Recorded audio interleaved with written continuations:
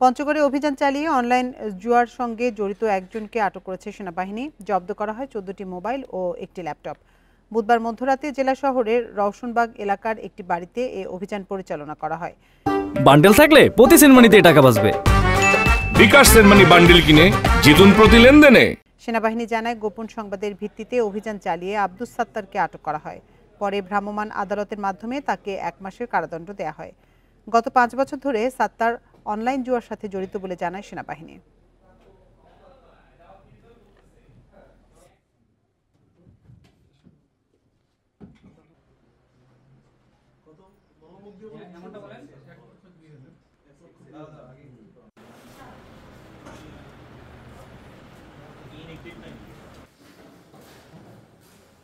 একটি বাসায় তাৎক্ষণিকভাবে একটি অভিযান পরিচালনা করি এবং সেখান থেকে একজন ব্যক্তির অনলাইন গ্যাম্বলিংয়ের সাথে জড়িত হিসেবে তাকে শনাক্ত করা হয়। তার কাছ থেকে 14টি মোবাইল ফোন এবং একটি ল্যাপটপ জব্দ করা হয়।